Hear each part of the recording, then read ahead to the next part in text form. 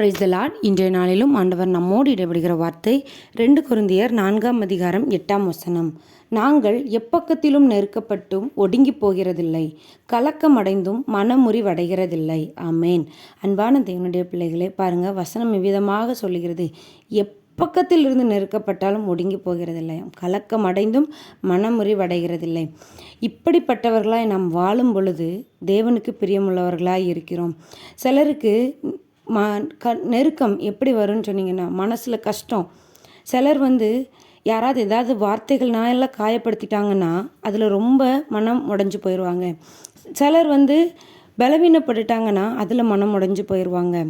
சிலருக்கு எந்த ஒரு சின்ன விஷயம் கூட அவங்கள ஈஸியாக பலவீனப்படுத்திடும், அவங்களுடைய மனசை கலங்க பண்ணிடும். இப்படிப்பட்ட பலவீனங்களை நம்ம சுமந்து கொண்டு இருப்போமே, ஆனால் நம்முடைய வீக்னஸ் பிசாசுக்கு தெரிஞ்சிச்சுன்னா எந்த விதத்தில் நம்ம மனசை கஷ்டப்படுத்திக்கிடுதோம் அப்படிங்கிறத தெரிஞ்சுக்கிட்டு மேலும் மேலும் அதே காரியங்கள் நம்மை சேரும். ஒரு மனுஷனுடைய வார்த்தைகள் உங்களை காயப்படுத்தி உங்களை பலவீனமடைய செய்து உங்கள் மனசை கஷ்டப்படுத்துதுன்னா அதே மாதிரியான வார்த்தைகளை நீங்கள் திரும்ப திரும்ப கேட்பீங்க.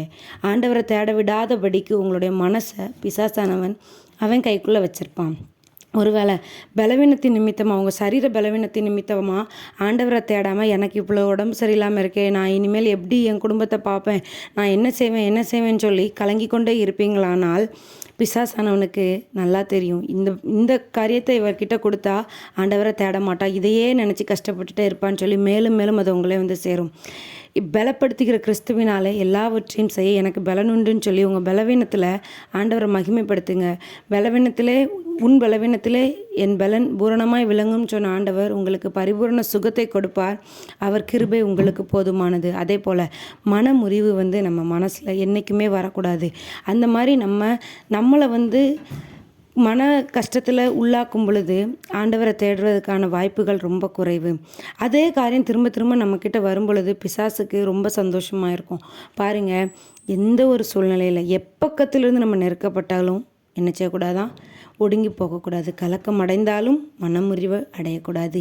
ஆண்டவர் உங்களோடு கூட இருக்கிறார் என்று விசுவாசித்து ஆண்டவருக்குள்ளே நிலைச்சிருங்க. உங்களுடைய காரியங்கள் எல்லாவற்றையும் கர்த்தர் ஆசீர்வாதமாக மாற்றி தருவார். God bless you.